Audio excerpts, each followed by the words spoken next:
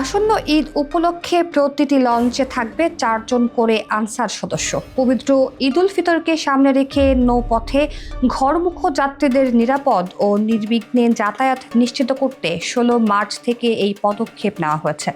Answer সদস্যরা ঈদ পরবর্তী আরও 2 দিন পর্যন্ত দায়িত্ব পালন করবেন।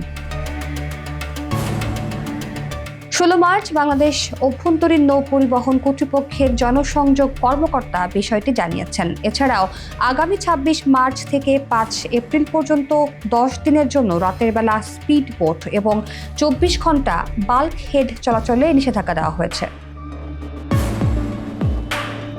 সব মিলিয়ে মোট 24টি সিদ্ধান্ত ও নির্দেশনা দিয়েছে বাংলাদেশ অভ্যন্তরীণ নৌ পরিবহন কর্তৃপক্ষ।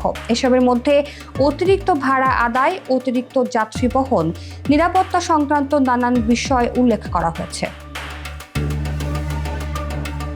বলা হয়েছে, ঈদ যাত্রায় নৌপথে অতিরিক্ত ভাড়া আদায় করা যাবে না। প্রত্যেক লঞ্চের নির্ধারিত স্থানে সরকার নির্ধারিত ভাড়ার রেট চার্ট প্রদর্শন করতে হবে, অন্যথায় মালিক পক্ষের বিরুদ্ধে ব্যবস্থা নেওয়া হবে। পাশাপাশি ধারণ ক্ষমতার অতিরিক্ত যাত্রী বহনের কোনো অভিযোগ পাওয়া গেলে সংশ্লিষ্টদের বিরুদ্ধে কঠোর ব্যবস্থা নেওয়া হবে।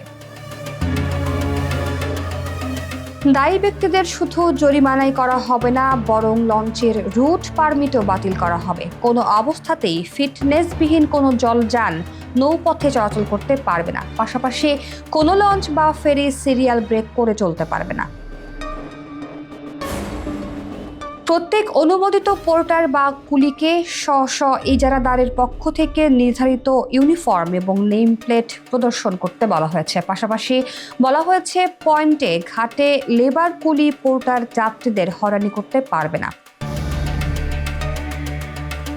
রাতে চলাচলকারী লঞ্চে আনসার সদস্য নিযুক্ত করার নির্দেশনা দেওয়া হয়েছে। লঞ্চে বা ফেরিঘাটে কর্মরত স্টাফদের নির্ধারিত ইউনিফর্ম এবং আইডি কার্ড থাকতে হবে। নারায়ণগঞ্জের শীতলক্ষ্যা নদী, মুন্সিগঞ্জের গজারিয়া, বরিশালের মেঘনা নদী সহ সকল অপরাধপ্রবণ অঞ্চলগুলোতে কোস্টগার্ড, নৌ পুলিশের পাশাপাশি বাংলাদেশ নৌবাহিনীর বিশেষ টহল থাকবে।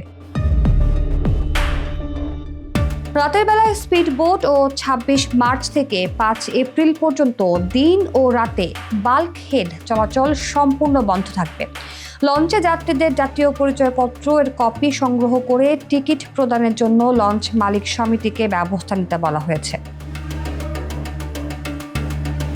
নৌপথে চলাচলকারী যাত্রীদের সাধারণ নিরাপত্তা সংক্রান্ত বিষয়ে জরুরি প্রয়োজনে জাতীয় জরুরি সেবা হটলাইন নম্বর 999 এবং যাত্রী সেবা সংক্রান্ত বিষয়ে BIWT এর হটলাইন নম্বর 16113 যোগাযোগ করতে বলা হয়েছে।